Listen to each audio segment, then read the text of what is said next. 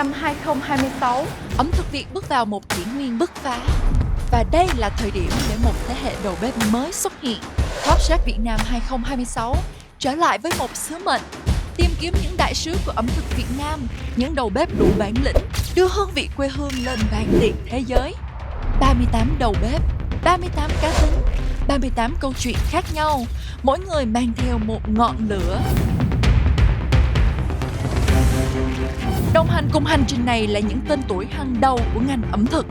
Chúng tôi muốn nhìn thấy sự tinh tế trong kỹ thuật, sự tôn trọng trong nguyên liệu và một góc nhìn đủ khác để món ăn của bạn được nhớ đến. Talent, creativity and culinary identity. Một cái cơ hội showcase nguyên liệu nông sản của Việt Nam. Các bạn phải nắm được kỹ năng và kỹ thuật nấu nướng. Đây là cái sân chơi dành cho những người có bản lĩnh, có trí tuệ, chiều sâu về chiến lược. Hãy đưa giá trị nguyên liệu Việt Nam ra thế giới. Một hành trình thử thách, chỉ những người xuất sắc nhất mới có thể bước tiếp. Ai sẽ giành lấy chiếc tạp dề danh giá và ghi tên mình vào top 14? Đón xem vòng tuyển chọn Top Chef Việt Nam Đầu bếp thượng đỉnh 2026 phát sóng lúc 21 giờ tối thứ Hai hàng tuần trên VTV3.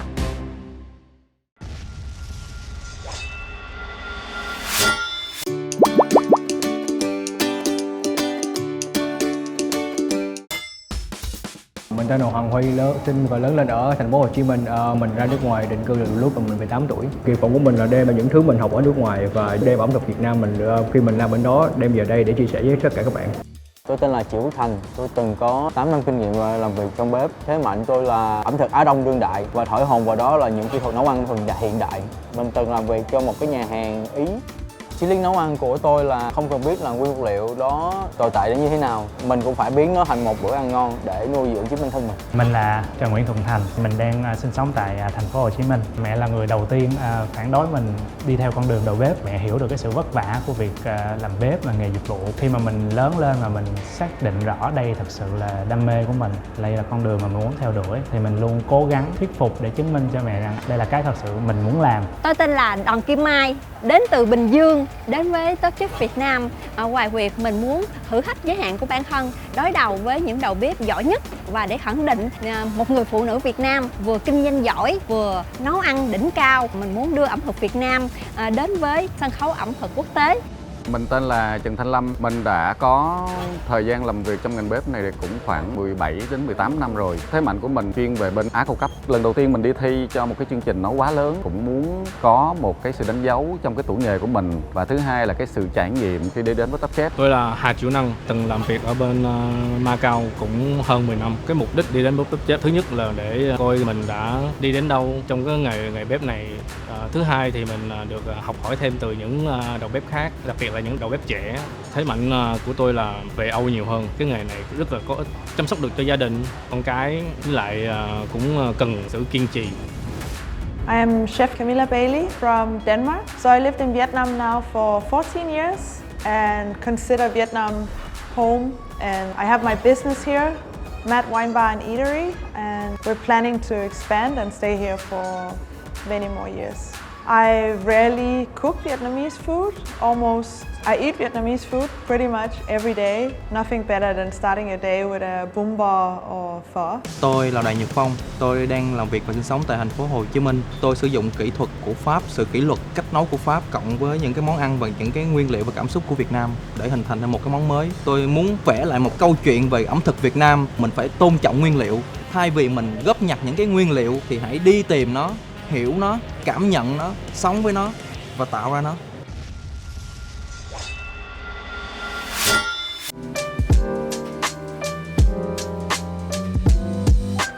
Top Chef Việt Nam 2026, hành trình tìm kiếm những đầu bếp thế hệ mới đang nóng lên từng phút. Trong căn bếp của Top Chef, các chef phải chứng minh được bản lĩnh, tư duy sáng tạo và khả năng kể câu chuyện Việt Nam thông qua ngôn ngữ ẩm thực hiện đại. Ai sẽ là những chef giành được chiếc tạp dề danh giá và ai sẽ đủ bản lĩnh để bước vào cuộc chiến ẩm thực khốc liệt nhất năm? Và đồng hành cùng với Top Chef Việt Nam 2026 trong vòng tuyển chọn năm nay sẽ là những giám khảo hàng đầu của ngành ẩm thực, những người không chỉ giàu kinh nghiệm mà còn đang tích cực đóng góp vào sự phát triển của ẩm thực Việt Nam. Đầu tiên xin giới thiệu Executive Chef Sakon Phong, nhà đồng sáng lập Petit Sài Gòn, Chủ tịch Hiệp hội Escoffier Việt Nam. Tiếp theo chúng ta có một chuyên gia giàu kinh nghiệm trong lĩnh vực F&B. Chị là người sáng lập và điều hành chuỗi nhà hàng đã phát triển ở trong nước và mở rộng ra nước ngoài thông qua hình thức chuyển nhượng. Và hiện tại, chị là người sáng lập và điều hành nhà hàng One River, ẩm thực hạ nguồn Mekong.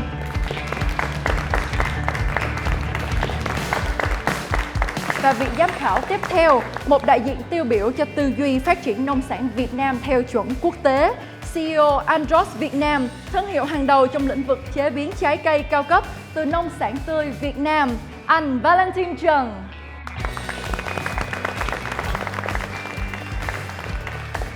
Đặc biệt của chương trình Top Chef Việt Nam là được đón những bạn chuyên nghiệp trong ngành nghề nấu bếp từ nước ngoài về để thể hiện cái sự quan tâm của các bạn tới ngành ẩm thực ở Việt Nam và tình yêu của các bạn dành cho công việc bếp núc. Mình rất là cảm kích và mình thấy cũng rất vinh dự. 3 vị giám khảo ở đây không chỉ thử nghiệm và nếm những món ăn của các bạn mà chúng tôi còn muốn thấy sự thể hiện cá tính của các bạn trên từng món ăn, câu chuyện của mỗi cá nhân trong cách sử dụng nguyên liệu. Và như các bạn thấy, ẩm thực Việt Nam thì rất phong phú, đặc biệt là tính chất vùng miền. Làm sao để chúng ta mang những nguyên liệu thuần túy Việt Nam, những kinh nghiệm nấu nướng chuyên nghiệp của các bạn làm nên một món ăn có thể đưa ẩm thực Việt Nam ra với thế giới.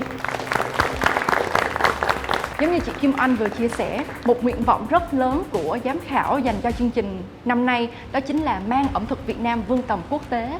Thì đối với những chef đã dành thời gian phần nhiều của mình ở bên nước ngoài làm việc thì không biết là các anh chị có quen thuộc với các nguyên liệu Việt Nam hay không? Và các anh chị có cảm thấy đây là một cái thử thách lớn không ạ? Em tên là Thành Trần Nguyễn, thì em có 8 năm làm việc tại Phần Lan và 1 năm ở Đan Mạch. Đối với em, ẩm thực Việt Nam là một thế giới hoàn toàn đa dạng và mới so với những gì mà em được trải nghiệm trong 8-9 năm. Trong đầu em lúc nào cũng muốn là mang những cái hương vị mà mình quen thuộc, mang những cái nguyên liệu địa phương, kỹ thuật chế biến nấu ăn mà mình học hỏi được để áp dụng vào những cái nguyên liệu đó và tôn vinh vẻ đẹp của nguyên liệu lên. Dạ, ban giám khảo, mình tên là Hoàng Huy. Khi mà làm ở nước ngoài đó, thì mình thấy đồ ăn Việt Nam cũng như bạn này nói là rất là đa dạng và phong phú, nhưng mà nó hơi bị khác biệt so với thế giới. Thì khi mà mình làm những món ăn Việt Nam cho những người nước ngoài thì mình lúc nào cũng muốn tìm cái sự dung hòa giữa Âu và châu Á mình. I wanted to see to put on value of Vietnamese ingredient. It's important by using the technique, knowledge. I don't want to see too much fusion, but I want to see something authentic Vietnamese product taste, but present the dish decoration. We want to see ginger, flower of herb of Vietnamese. And I would like to have a question for Chef Camilla. Can you share with us your experience with the Vietnamese ingredients so far, and what is your plan to conquer all the ingredients in this competition? I am on completely deep water. I have given myself a big challenge. I normally don't cook much Vietnamese, but I love the ingredients. I love Vietnamese food, of course. It's amazing.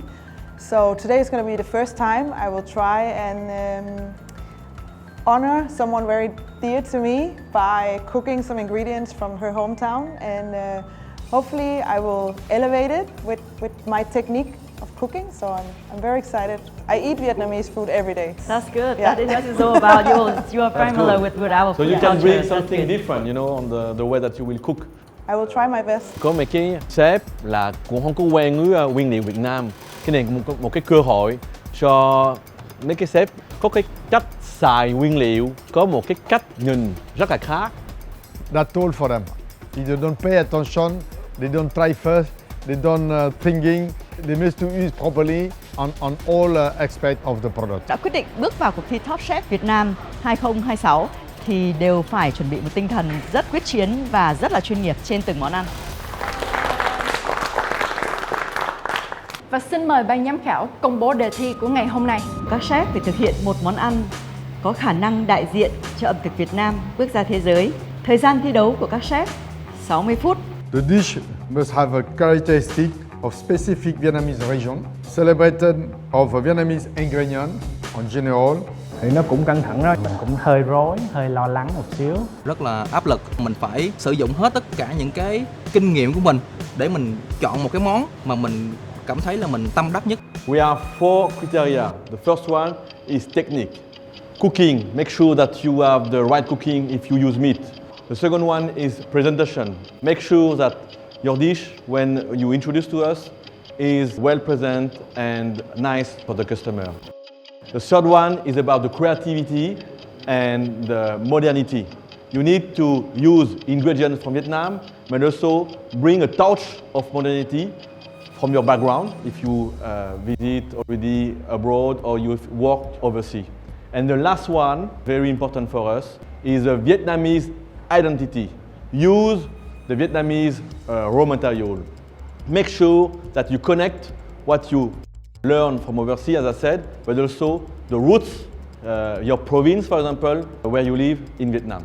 Món ăn nó sẽ thể hiện ở khẩu vị và ở cách trình bày món ăn và cách sự dung hòa trong cách sử dụng nguyên vật liệu và có câu chuyện để kể về cái món ăn đấy, từ nơi nào đến, điều gì khiến họ có cái cảm hứng về món ăn đó. Cái đó là cái có thể đánh giá được chất lượng cái hồn của món ăn. Are you ready? Yeah! Go! Let's go!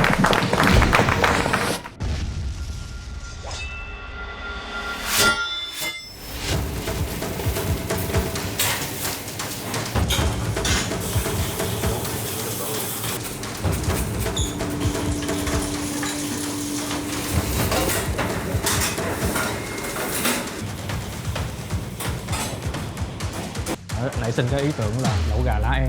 Mình sẽ dùng gà để cuộn chung với lá é, ăn chung với nước dùng gà, thêm ớt xiêm xanh vô.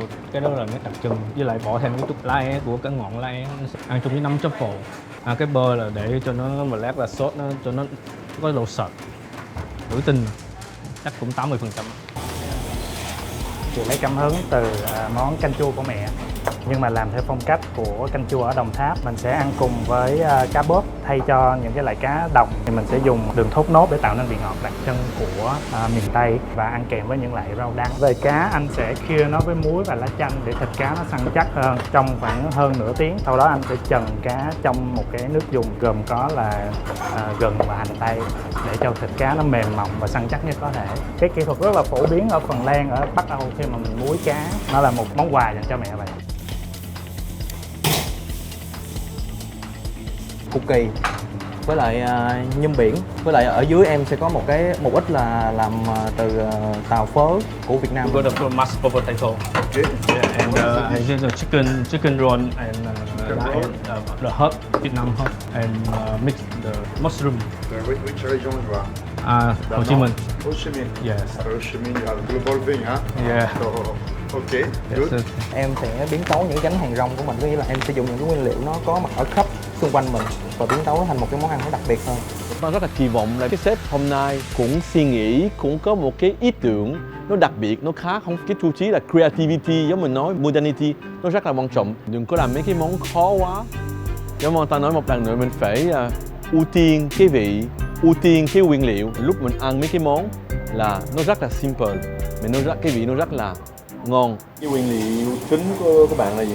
Dạ, nguyên liệu chính của em là cù kỳ. Trong mỗi món ăn của tôi nó thể hiện được sự cá tính về sự nóng tính của tôi, cảm xúc, tinh tế, kỷ luật và chính xác. Cảm xúc của người Việt Nam, tinh tế và chính xác là kỹ thuật nấu ăn của Pháp. Tôi lồng ghép hai cái kỹ thuật đó lại để tạo thành một cái thương hiệu cá nhân của mình.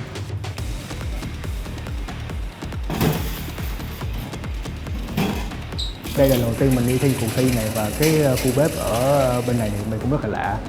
Mình nghĩ là mình chưa thể phát huy được khả năng 100% của mình. Máy này không biết xài. Sao vậy? Cho anh dùng máy của anh nè. Máy này lão quá. Những đồ xài ở đây mình không biết xài. Khi mình cắm vô mình không biết nó sử dụng như thế nào hết.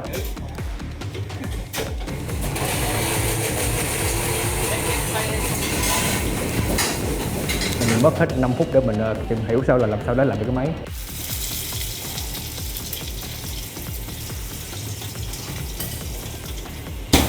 Chef, đem cái spatula của anh được. Được. Thank you, chef.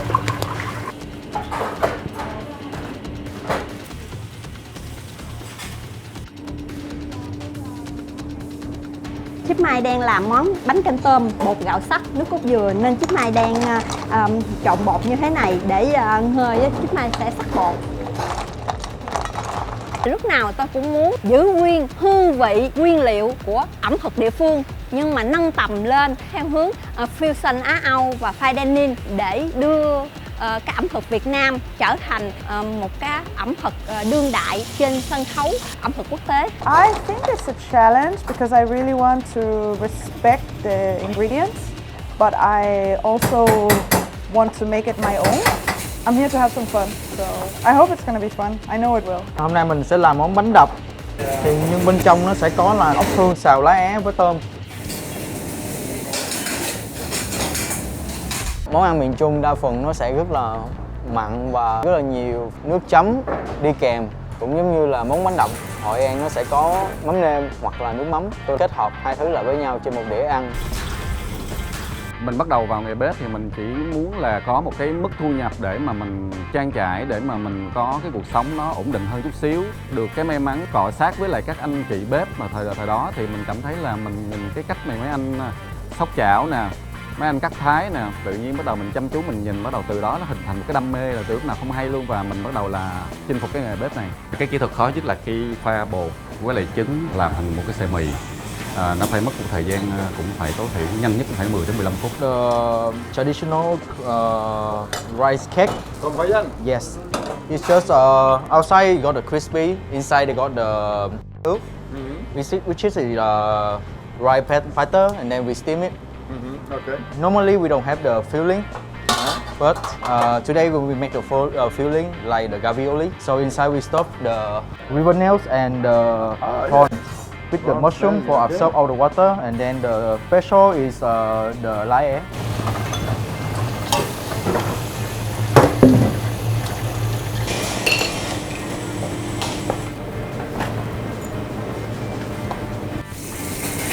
Chúng ta đang còn 10 phút cuối cùng thôi ạ. Có một số chef đã bắt đầu tới phần trang trí hoàn thiện của mình rồi.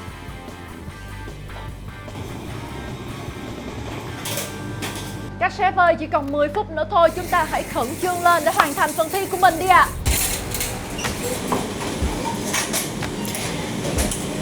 Và mọi người ơi, Phương Linh thật sự là không dám làm phiền vài phút ít ỏi còn lại của các chef nữa, nên là Phương Linh xin phép ra ngoài để cho các chef được tập trung 100%.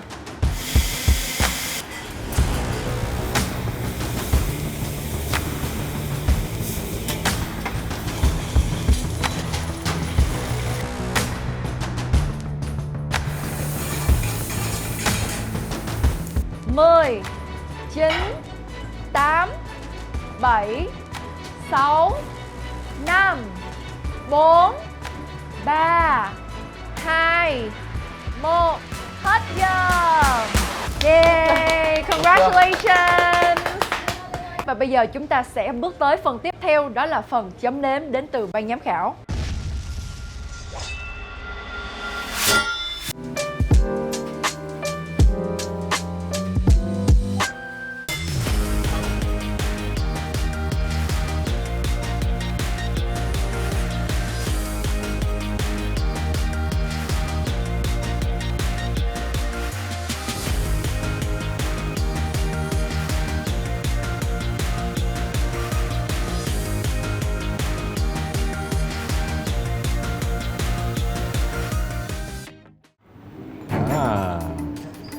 Em tên là Hà Chủ Năng, em đến từ thành phố Hồ Chí Minh. Đây là gà cuộn lá é. Tôi lấy ý tưởng từ cái lẩu gà lá é. Cái lá é này là nó thuộc tỉnh Phú Yên, thì nó rất là đặc trưng về cái mùi vị rất là nồng, thơm nữa.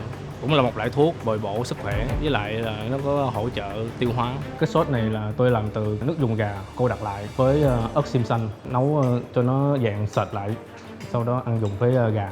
Nó có vị, tôi có bỏ chút ngọn lá é vô để cho nó tạo cái mùi thơm. Cái gà này em sử dụng kỹ thuật cuộn lại, nấu chậm bằng cách theo của Trung Hoa là dạng ngâm gà, ngâm cho nó chín, như dạng nóng sous vide của món Âu vậy, cho nó từ từ chín, sau đó xối dầu lên. I mean, when they come to me like that, I say, oh wow, simple, classic, but the taste brings very tasty. It's spicy because I think it's a kind of a seasoning also. Well as seasoning. Simple dish, but you execute correctly in terms of cooking. Mashed potatoes, vegetable is vegetable, but the roll of chicken is quite good, not dry, soft, well cooked, crunchy outside with the skin. Nói chung là cái món lúc mà ta thấy ủa đơn giản chút xíu. Nói chung là lúc mình ăn nhưng mà cách làm sốt nó có vị rất là mạnh.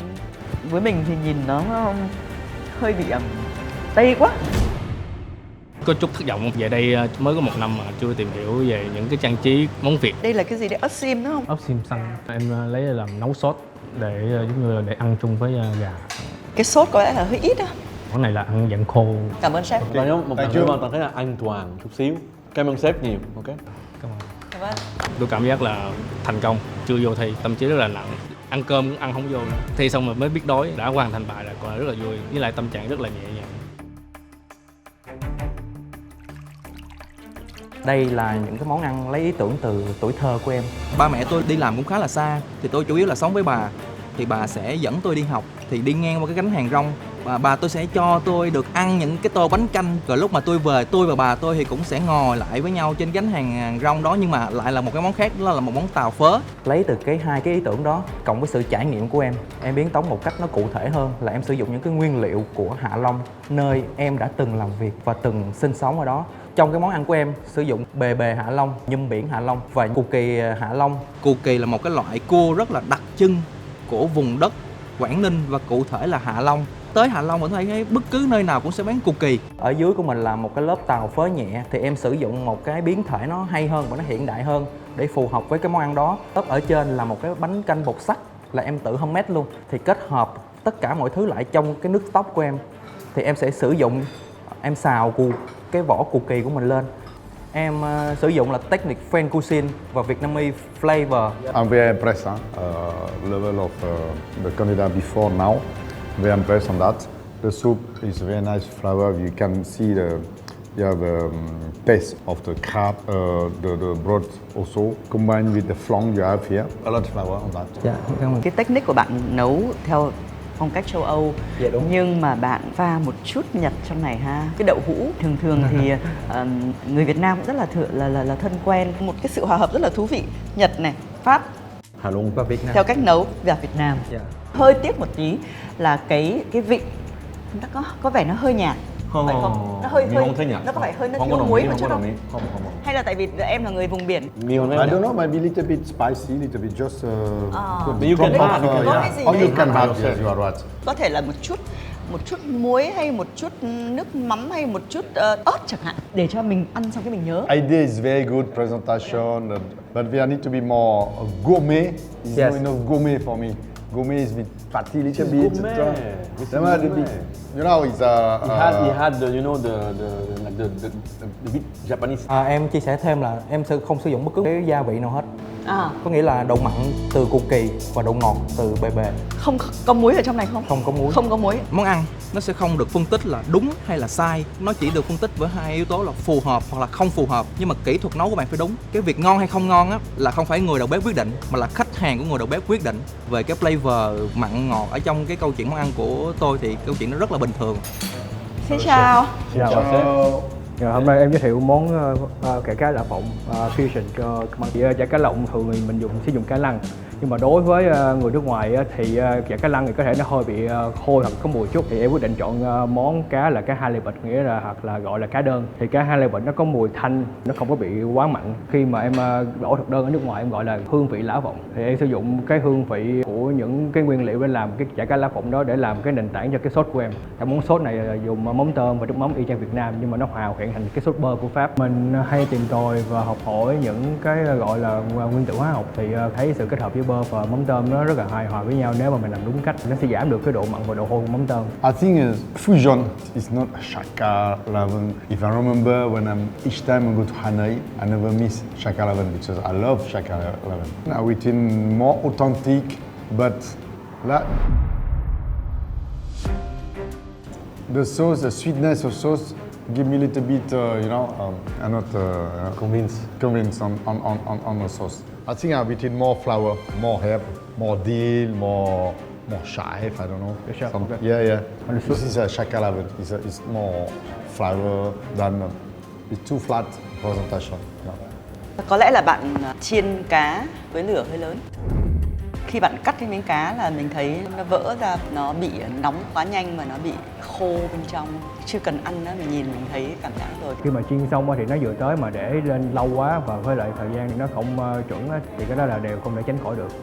Nó không có làm cho món ta bột, nó không có làm cho món ta là emotionally, melting for your dish. Rất là liều mạng khi dùng mắm tôm với cả bơ. Đúng rồi. Nice to meet you. Hello chef. Hôm nay em trình bày một phiên bản rất mới của món bánh canh tôm bột gạo sắc nước cốt dừa. Ở Bến Tre em thường được bà ngoại nấu cho bánh canh hải sản, bánh canh tôm, bột gạo sắc với nước cốt dừa. Em muốn đưa bánh canh bột gạo sắc lên một phiên bản đặc biệt hơn, từ sợi bánh canh truyền thống sang dạng từng lớp bánh gạo mềm dai xếp chồng lên nhau. Một phiên bản đặc biệt của seafood lasagna hiện đại. Màn hoa tôm á, là hoàn toàn từ tôm. Cái nhân mà xếp chồng lên xen kẽ giữa thì em mix với cá thác lát với tôm tạo nên độ dai. Sốt gạch đầu tôm mix với nước cốt dừa, thêm dầu hành lá và ngò rí, vừa thanh mát vừa tinh tế nhẹ nhàng. You control your most seasoning recipe, but something to bring the creation, because it's like everything overcooked. I want to have something crunchy or raw, like a prawn example, on the top to bring more sea smell, sea taste on that naturally than all overcooked like you can eat at home. I'm really looking for something taste and variety of value of the dish. Em muốn nhấn mạnh ở chỗ là em tái cấu trúc bánh canh bột gạo từ dạng sợi truyền thống sang dạng từng lớp bột gạo mềm dai. Xin lỗi cắt lời chị. Món ăn này rất là hào sảng. Yes. Về cách sử dụng nguyên liệu. Yes. Nhưng đa dạng hình thức sử dụng nguyên liệu với tôm. Chị đang dùng nhiều quá. Trong một món ăn nó phải có cái sự hài hòa, cái sự đồng điệu. Những người nào mà có thể ăn hải sản tuần 7 ngày thì người ta sẽ yêu chị vô cùng. Nhưng mà chị đang lạm dụng quá. Chị đang thiếu nguyên liệu liên quan đến rau, củ quả ở trong đây. Một cái bức tranh nó cần phải ghép những cái ô vào với nhau để thành một cái bức tranh hoàn chỉnh. Thì của chị thiếu đâu đó những cái puzzle, những cái nút chạm vào để mà khép lại, để có một sự tròn trịa cho một đĩa thức ăn ngon. Để ăn với cái món bánh canh bột gạo sắc này á, thì không có loại rau nào á, phù hợp nhiều. Mình muốn á, là giữ nguyên hương vị, cái mùi vị của ẩm thực địa phương. Đối với mình, cái hình thức tái cấu trúc này á, nó rất là đặc biệt.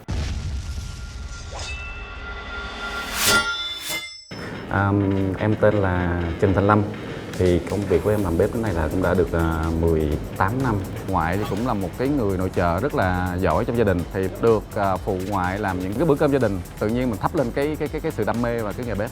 Dạ, em xin giới thiệu với ban giám khảo, đây là cái món vịt tiềm thượng đỉnh của em. Trong cái đùi vịt này là em đã rút xương ra. Sau đó là em sẽ làm bào ngư để em sốt riêng. Sau đó là bắt đầu em mới nhồi vào, bắt đầu là em mới ghim lại để cho giữ định hình cái miếng bào ngư trong cái đùi vịt. Em sẽ rim ngập mặt cái đùi vịt cho tới khi bắt đầu là nước nó hơi kẹo lại để em lấy từ cái dầu vịt ra. Và em sử dụng thêm những cái nguyên liệu đi kèm thêm để cho cái món ăn nó đậm đà hơn, là chẳng hạn như em là đưa thêm một chút xíu đặng sâm, kỷ tử và táo đỏ. Thì cái lớp dưới của em á, thì em có decor một chút xíu là cái trứng em đánh với cái bột khoai tây để em làm ở dưới để là lót giống như cái sợi mì nhỏ thôi, mình ăn kèm. Không phải là nó đi theo cái lối cũ là những cái món giống như là hầm hay là tiềm, thì mình có mix thêm một chút xíu cái rau củ rồi cái khoai tây mình đánh với trứng để mình lót nền ở dưới cho cái món đùi vịt này.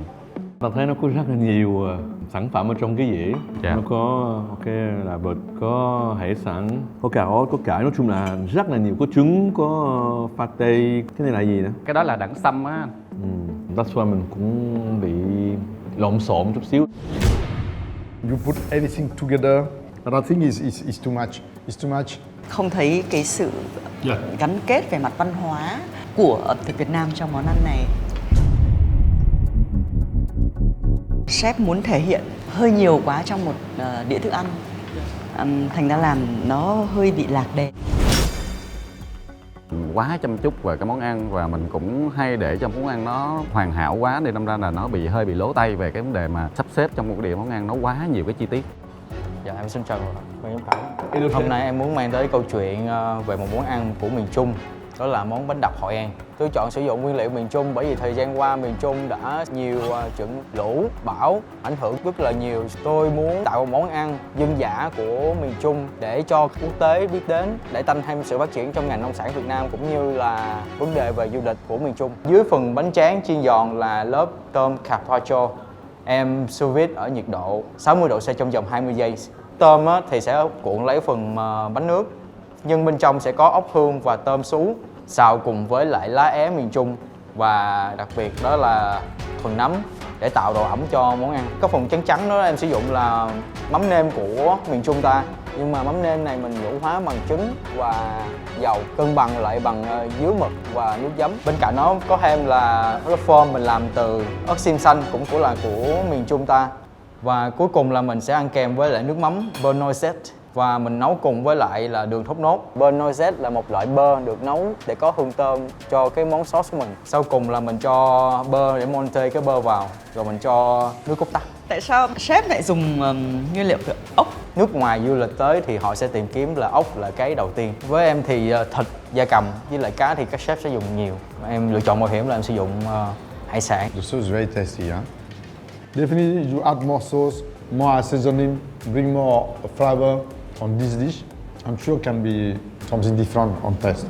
Món ăn này khá là phức tạp, cả về kết cấu của những cái nguyên liệu mà bạn chọn ấy, từ giòn cho đến dai, cho đến dẻo, cho đến cứng. Về mặt vị ấy, nó cũng rất là nhiều, rất là phức tạp. Mỗi một thực khách là mỗi một câu chuyện, đó cũng là một cái bài học. Cho dù không phải là ngày hôm nay thì sắp tới trong cuộc đời thì mỗi một điều mà khách không hài lòng cũng là một bài học dành cho nghề bếp của mình. Hello chef. Hello. Thank you. Thank you. You're welcome. My name is Camilla Bailey. I feel inspired to make this dish by someone very special to me, and she's from the Mekong Delta, Ben Jae. She has a coconut farm and tamarind farm with her family. So every week we get fresh coconuts to our home. So I wanted to honor this by making a Ben Jae crab salad mixed with tamarind sauce. I made like a caramelized tamarind sauce with aged fish sauce, chili, lemongrass, garlic, crispy onions, crispy coconut, and then in the sauce on the side you have a coconut cream, like blended all the fresh meat with coconut water, salt, fish sauce and fresh lime. On the side you have the chips made from sweet potato and coconut. You used to cook some Vietnamese food or not? Well, this is She this actually is the go-between. She cooks amazing Vietnamese food for us at home as well, and I try to get her to eat my food, but she never even once wants to try it. If I will make it on the Top Chef Vietnam, will you try the dish? She said, okay, I can try. I like the dish. It's true that it's not fully Vietnamese because it's a tartare, but all the ingredients are Vietnamese. The herbs is Vietnamese. You have a Vietnamese touch. The sauce is very also intense. What I like also, is this is the intensity of the different component of the dish. The sauce is powerful. The seasoning is also very strong, and I like also the dish. This is perfectly matched between what you said and what I try in my dish. We are looking for that, Top Chef, to bring up gastronomy and Vietnamese products to high end. I think it's very creative to bring the crackers, tartare, juicy of coconut dressing, some herb. No, I'm fine. I'm fine. You're fine or you are fine? I'm fine. Can do better, sure. I was really happy with their reaction. I think my technique in the Vietnamese cooking will still require a lot of work because I'm not trained in the Vietnamese kitchen, but I think one of my biggest talents is eating and tasting a dish, and then I know how it's made. I really like the way you picked ingredient in this dish. Thank you. I'm sure you know this. This is rau càng cua, right? And all the ladies in Mekong Delta know what it is about, and they use this for the salad. And I'm curious about the other herb that you put it on top of the dish. That flavor is beautiful. What is that about? Actually, this is from our garden at home. So this is Batan's herb garden, and the lemon herb that you have, the crunchy, thick one, she drink every morning in her tea with tamarind and ginger. So it's like quite spicy, but still have acidity and a little bit of bite. I really like it. It's it reminds me of some Danish herb we have at home. It's a very refined way of choosing that herb to make the dish very feminine. So thank you very much. Thank you very much. See you soon. Hello sếp. Lady first. Xin chào ban giám khảo. Ngày hôm nay tôi muốn mang đến một món gợi nhớ đến cái kỷ niệm tuổi thơ của mình. Đó là món canh chua của mẹ. Mình lớn lên với món canh chua cá bóp. Đây là cái hương vị mà mình lớn lên sau khoảng 8-9 năm đi xa Việt Nam. Đó là lý do mà ngày hôm nay mình có cảm hứng từ món đó của mẹ. Có một điều rất là đặc biệt, đó là mẹ em rườm rất là nhiều đường phèn và làm cho cái vị sốt nó ra rồi canh chua. Bởi vì đây là chủ đề của một tỉnh thì em chọn tỉnh Đồng Tháp. Bởi vì sao? Tại vì ở Việt Nam em rất là thích những cái rau thơm mà trong thời gian làm việc tại Phần Lan và Đan Mạch ông không thể kiếm ra được. Ví dụ như là bông điên điển, bông so đũa, bông ngò gai, và em muốn kết hợp nó thành một cái bouquet khoai gentle style để có thêm một cái vị đắng cân bằng lại cái vị chua ngọt của món. Sau đó thì em finish cái nước sốt của mình đối với một cái pesto ngò gai.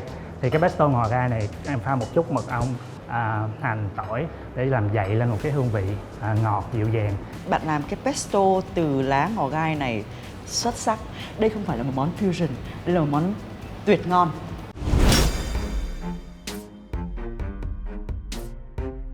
Bạn sử dụng creme hay một cái nguyên liệu gì để tạo lên cái lớp chua chua the the trên miếng cá vậy? Nó là nước sốt được làm từ cà chua, hành, nước me và nước dùng cá và một xíu nước mắm.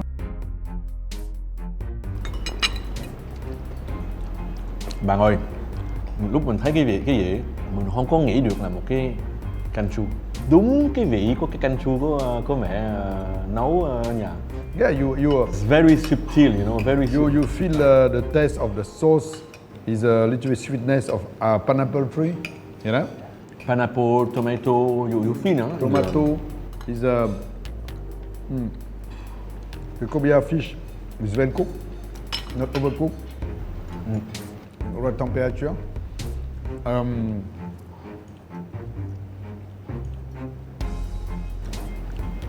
A little bit surprised, but it's nice, very nice. Cái món canh chua là món mà mình không thể gọi nó là của miền nào được. Miền Bắc cũng có, miền Nam cũng có, miền Trung cũng có. Mỗi một tỉnh, mỗi một miền sẽ có một cái hương vị hoặc cách họ sử dụng nguyên liệu địa phương nó riêng biệt. It's perfect. The idea to bring the modern presentation. When we think canh chua is a soup, but now you bring something more different. Like, I mean, cooking, sauce, herb, pesto, all flavor is on one dish. It's nice, nice. Thank you very much. Cái câu chuyện của bạn đó rất là tuyệt vời. Từ trải nghiệm món ăn mẹ nấu cho đến cái sự hiểu biết, cái sự trân trọng nguyên liệu, bạn đã làm được gần như là 100% ba cái yếu tố quan trọng của đề thi là mang ẩm thực Việt Nam bước ra thế giới nhưng mà vẫn giữ được cái tinh hoa, vẫn giữ được cái bản sắc của nó. Cảm thấy khá là nhẹ nhõm khi mà giám khảo bảo là mình đạt tiêu chí, bởi vì lúc đầu mình có khá hoài nghi về cái lựa chọn của mình. Thông qua món ăn ngày hôm nay mình muốn nói lời cảm ơn cũng như là xin lỗi.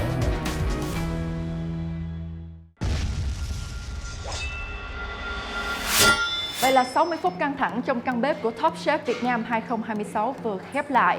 Mỗi đầu bếp đã mang lại một màu sắc riêng biệt. Có những đầu bếp đã chinh phục ban giám khảo bằng những kỹ thuật hiện đại, nhưng cũng có những món ăn đã khiến cho chúng tôi cảm nhận được sâu sắc, khát vọng mang món ăn Việt vươn tầm thế giới.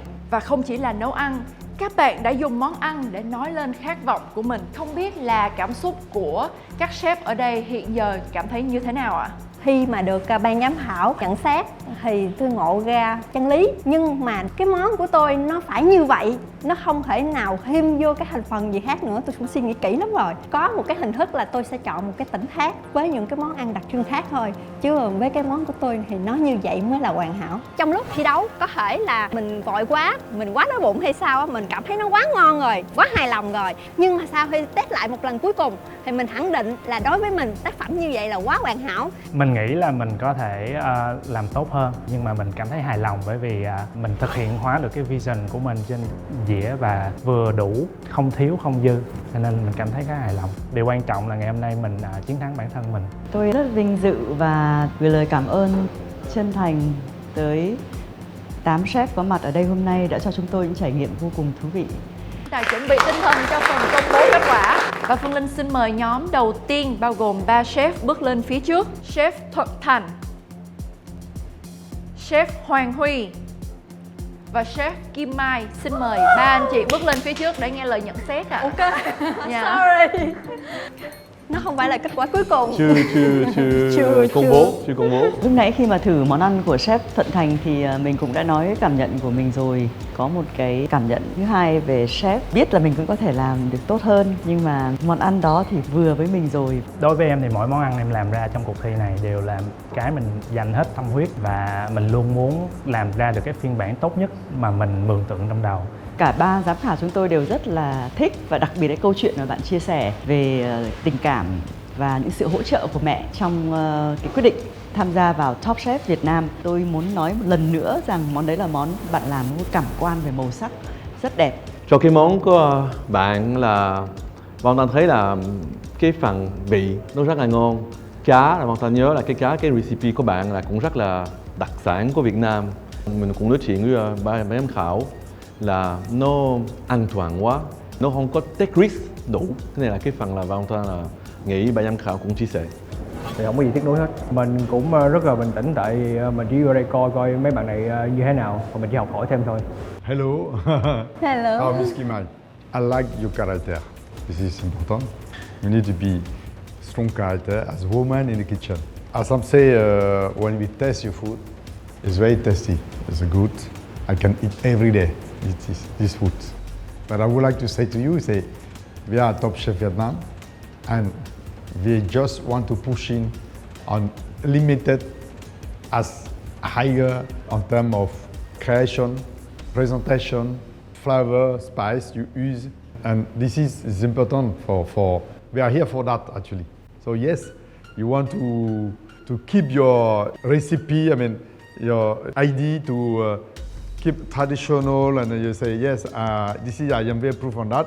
I'm agree with you, but we need to go more higher than that. Thank you. Mình rất là hài lòng. Ban giám khảo cũng khen món của mình ngon, đậm vị. Bên cạnh đó thì ban giám khảo cũng góp ý cho mình một chút, học ra được rất nhiều điều. Đây có thể là những thiếu sót mà nếu như không đến với cuộc thi này, mình không có được những nhận xét đỉnh cao như vậy. Phương Linh xin mời Chef Nhật Phong, Chef Thanh Lâm và Chef Hà Triệu Năng. Anh làm món gà cuộn lá é và anh dùng nước dùng gà cô đặc. Đó là một món ăn rất truyền thống. Anh chọn một giải pháp rất an toàn. Lá é thì gần như là ai cũng biết.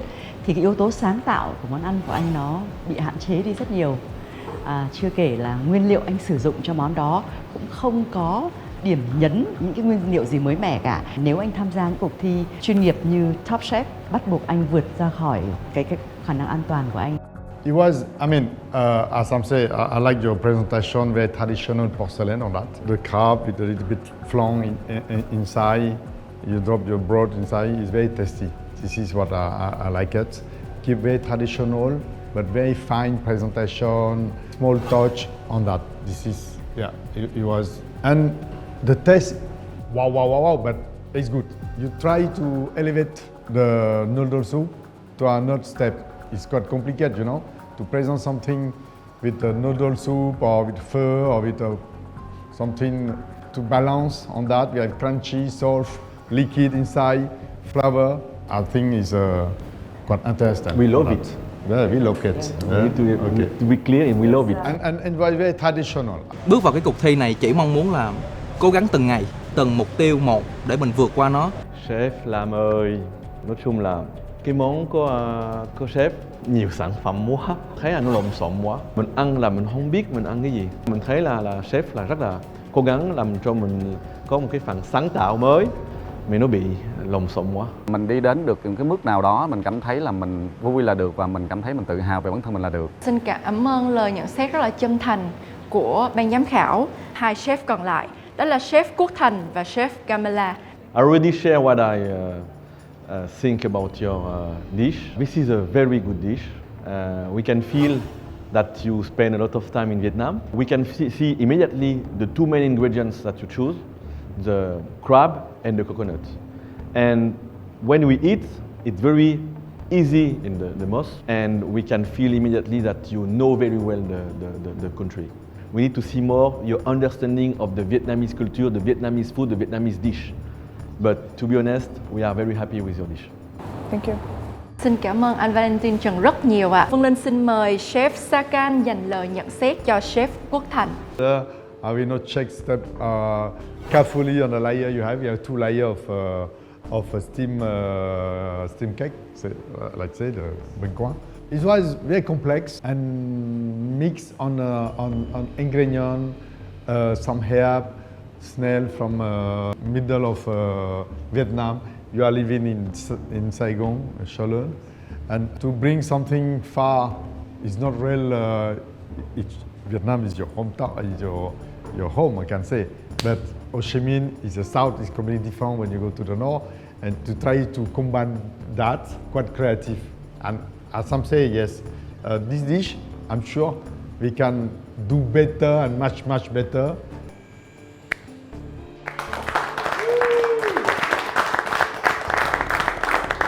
Và ngay bây giờ, giây phút quan trọng nhất, ai sẽ là người nhận được chiếc tạp dề danh giá của Top Chef Việt Nam 2026? Tôi cứ nhìn mãi 5 chiếc tạp dề đang được trưng trên bàn và mong chờ là mình sẽ là một trong 5 chiếc tạp dề đó. Mình thấy hồi hộp và lúng túng, kiểu bồn chồn vậy. So I'm calling Chef Nhật Phấn. Chef Thuần Thành. Trong 8 thí sinh hôm nay thì ai cũng giỏi, cho nên là khi mà kêu mình lên thì cũng khá là hồi hộp. Xin mời Chef Camilla. Does it sound arrogant to say 100%? Then 100%. Và xin mời Chef Quốc Thành. Và tôi xin chính thức tuyên bố I get a little bit frustrated. Tôi nghĩ là nó đạt 70% so với cái mong đợi của mình. Mình cảm giác được cái độ nóng, mình nghĩ là mình sẽ lạc đề. Tôi cảm thấy là tôi đã chín mùi và tôi đã có đủ sức để mình đi cái đường xa trong cái mùa giải Top Chef này.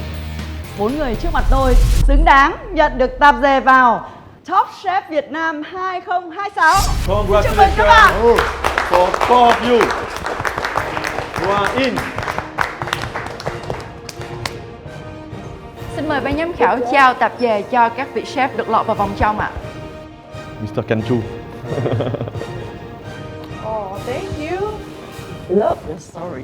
Thank you so I know much. you're gonna go much further into competition. Vỡ òa khi mà nhận được chiếc tạp dề thì mình không nghĩ là mình sẽ làm được. Nó là một lời khẳng định cho chặng hành trình nấu ăn của mình trong 8 năm qua. Chiếc tạp dề này có ý nghĩa rất là to lớn đối với tôi. Nó chứng minh được cho tôi thấy là tôi đã thành công trong cuộc thi ngày hôm nay. Cảm thấy rất là vui, rất là hạnh phúc vì mình đã làm hết sức mình và mình đã truyền tải đúng cái thông điệp của cái món ăn của mình đến với ban giám khảo. So happy! Yes, I mean, yeah, happy, relieved. I think it was, no, I was really hoping that I would make it through. Top Chef Việt Nam 2026! Yeah!